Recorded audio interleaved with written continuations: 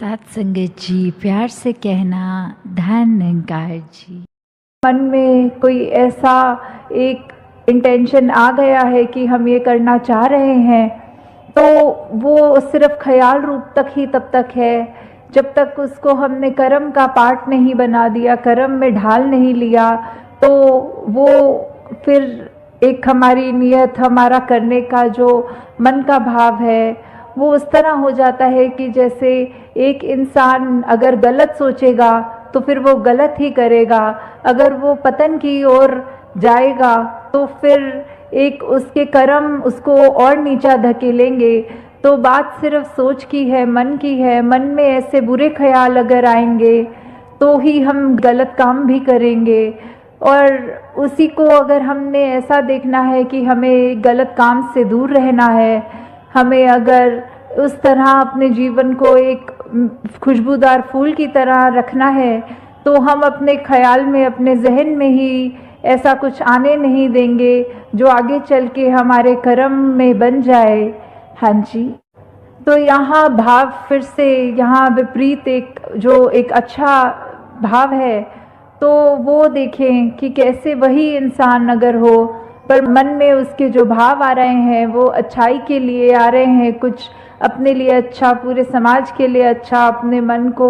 और एक सुंदर रूप देने का, अपने ये जीवन में मानवीय गुण भरने का जब भाव है, तो फिर उसकी तुलना एक भगवान रूप के साथ यहाँ तक कर दी है। जैसे हमने वो भी उदाहरण देखा हुआ है भाई कन्हैया का, कि ये मन का भाव ही है कि चाहे युद्ध के समय दो अलग सेनाएं हैं और जो भी जिनको चोट लगी, जो बेहोश होके गिरे या ऐसी हालत हुई शरीर की, तो भाई कन्हैया ने सभी को पानी पिलाया, क्योंकि यही मन का भाव कि सभी अपने हैं। तो फिर ये बात वही है, मन के भाव पे आधारित हो रही है कि ये मन के भाव ही हैं अगर हमारे स्वच्छ, तो हमको वो एक भगवान का दर्जा भी हमारे अंदर ये आ रहा है कि एक मनुष्य होते हुए हमारे कर्म एक इतने ऊंचे हैं। और यहाँ वही अगर हमारा एक मनुष्य होने के बावजूद हम अपने ऐसे कर्म करें जिससे हम दूसरों को एक चोट पहुँचाएं, तो फिर हमारा इंसान का चाहे एक आकार वो है, पर साथ में यही कहा जाएगा कि ये मनुष्य नहीं, ये शैतान है। तो जब अगर कोई इंसान अपना इलाज करने जा रहा है डॉक्टर के पास, और वो जो एक सर्जरी होती है, तो डॉक्टर के हाथ में एक सर्जिकल नाइफ होती है जिससे उसको वो शरीर को काटना होता है और वो अंदर जो भी शरीर के खराबी है उसको सही करना होता है। और वहीं अगर कोई चोर लुटेरे डाकू की बात आती है, चाकू तो उनके हाथ में भी होता है। अब ये दोनों चाकू तो चाकू ही हैं, चाकू का उसमें कोई दोष नहीं है, वो तो जिसके हाथ में है, अगर कोई डॉक्टर के हाथ में है तो वो एक परोपकार का काम कर रहा है, वो चाकू वो किसी का शरीर ठीक करने के काम आ रहा है। और अगर वही चाकू एक डाकू के या किसी के ऐसे मन में है जिसके भाव ठीक नहीं है, तो फिर वो नुकसानदेह कार्य वही चाकू कर देता है। तो कैसे अगर हम ये बात को भी सोचें कि हम अगर अपनी नियत ही ठीक रखें, तो हमारे लिए जो भी एक सामान है, एक इस दुनिया में जहाँ विचरण कर रहे हैं, पदार्थ हैं हमारे, हमें कैसे उनका हमेशा सदुपयोग ही करना है, ये मानते हुए कि परमात्मा ने दिए हैं तो बस उसका शुक्रिया है, और जो भी हमारे पास साधन है उसको सिर्फ परोपकार के लिए ही लगाएं। हाँ, तो यही उदाहरण आगे बढ़ता हुआ कि डॉक्टर ने तो फिर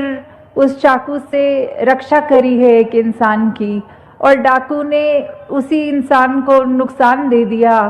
तो ये बात ऐसी है कि नियत की ही बात है कि जब एक अच्छा कार्य हमें करना है, हमने उसकी तरफ अपनी ये ध्यान लगाया और सोचा इसको एक रूप दें अच्छा,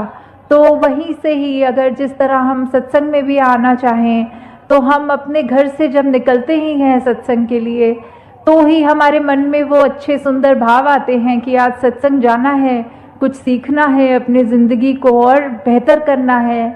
तो वैसे ही एक अगर हम यात्रा अपनी कर भी रहे होते हैं उसमें भी हमें ये निरंकार का एहसास लगता है कि टाइम से सत्संग पहुंच जाएं, अच्छे से महात्माओं जो भी बोलेंगे, किस रूप में बोलेंगे वो सुनेंगे भी, तो भी हमें अपने उसके बाद सत्संग का जब समाप्ति हो जाएगी तो कैसे वो सब भावों को अपने मन में बिठा के, अपने मन के भावों को शुद्ध करके अपने कर्मों में वो जब तक बातें नहीं डालेंगे तो उसका कोई फायदा नहीं होगा। तो ऐसे ही इसी उदाहरण में भी कि ये डॉक्टर और चाहे एक डाकू की बात है, पर हम इसको किसी भी एस्पेक्ट में देखें, बात सिर्फ इतनी है कि मन अगर हमारा शुद्ध है, हमारी सोच शुद्ध है, तो हमारा एक भाव के बाद हम उसको कर्मों में भी एक शुद्धता डाल सकते हैं। तो कैसे एक इंसान का जो आकार है वो डॉक्टर का भी वही होता है, डाकू का भी वही होता है, एक अच्छे इंसान का भी एक मूर्त इस 2 आँखों, 1 नाक, होठ, कान ऐसा ही दिखता है इंसान। वो हम तो अपनी क्षमता से अनुसार किसी की एक मदद कर देते हैं,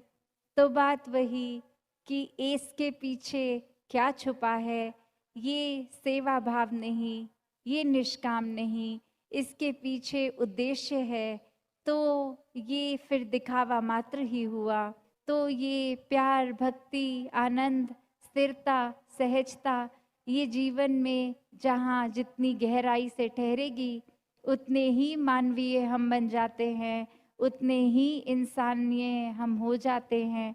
तो इस रूहान के संग से अपने जीवन में इंसानियत को भी सदैव के लिए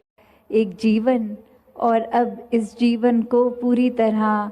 ऐसे ही जी सकते हैं जो मनुष्यों ने इस परमात्मा को देख लिया, ये ब्रह्म ज्ञान द्वारा निराकार के दर्शन करके फिर जीवन में हर पल ज्ञान को जीना, इस निरंकार के एहसास में सेवा सुमिरन सत्संग करते हुए जीना। तो ये जीवन भी जहाँ एक धन्य रूप है कि यही अवसर है, इसको चाहें तो धन्य कर लें परमात्मा के साथ मन को जोड़ के, या चाहें तो इस मनुष्य जीवन को गवा दें,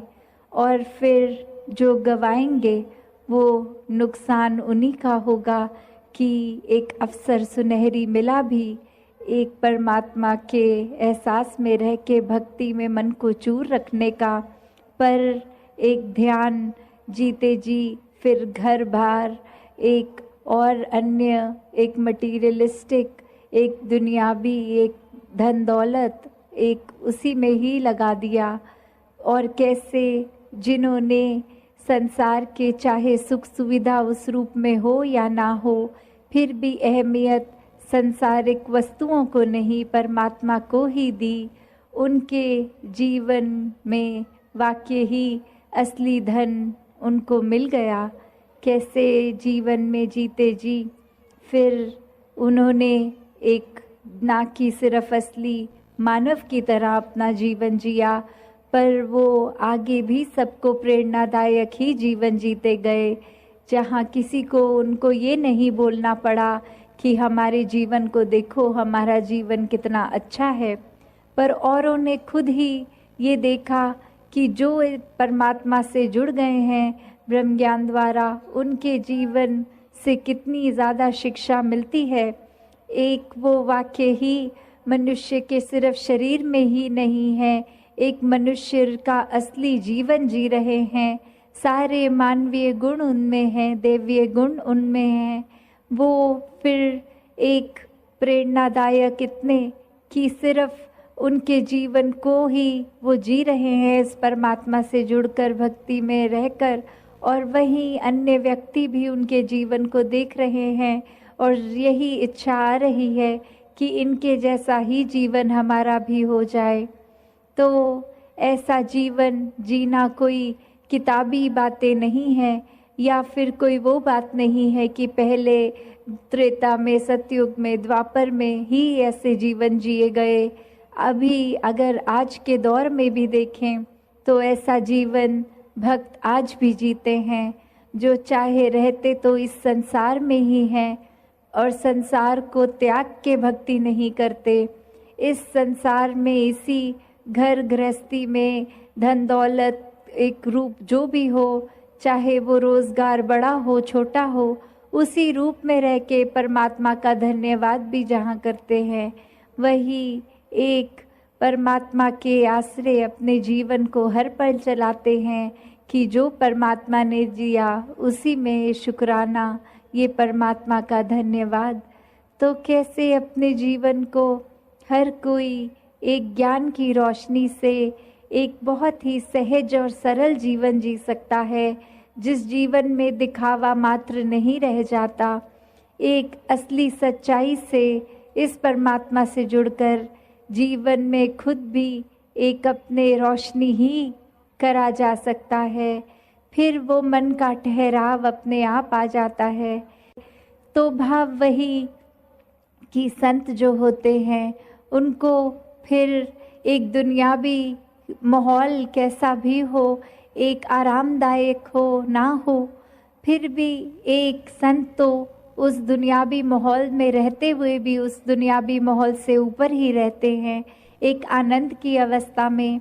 हर स्थिति में खुद को एडजस्ट करते हुए कि एक जहाँ स्थिति जो है उसको अगर वो सही भी करनी है तो उसमें प्रयत्न करना है, एक अपने दुनियावी रूप में अचीवमेंट सपने बनाकर उस तरफ चलना है। पर अगर परमात्मा को मंजूर नहीं और वो एक कार्य उस तरह से ना हो जैसा सोचा रखा है, तो भी एक परमात्मा को कोसते नहीं है भक्त, एक परमात्मा को शुक्राने भाव से यही मन के भाव रखते हैं कि इसी में ही भलाई होगी, इसलिए ये कार्य हम जैसे चाहते थे वैसे नहीं हो पाया। तो कैसे अपने जीवन को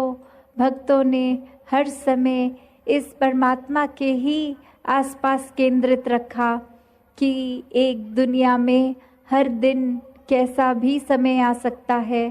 पर ये परमात्मा ही है जिसके आश्रय एक अच्छा और बुरा समय दोनों ही आराम से कट जाते हैं, जहाँ फिर ये मन में सोच नहीं आती कि एक जीते जी बेचैन है और जीने के बाद जब ये मौत हो जाएगी तो इस आत्मा का क्या होगा। क्योंकि जिन्होंने जीते जी इस परमात्मा को जान लिया, देख लिया, इसके साथ जीवन का हर पल अपना जिया, तो उनको पता है वो चैन से जी रहे हैं, और जो चैन से ही जीता है वही चैन से मरता है। और कैसे ये आत्मा को जीते जी जहाँ चैन मिल गया, अपनी असली घर का पता चल गया, एक क्या है ये आत्मा, वाक्य में सिर्फ शरीर नहीं है, एक आत्मा तो इस परमात्मा का अंश है। जब ये पता चल जाता है तो आगे एक लोक सुखी परलोक सुहेला वाली अवस्था।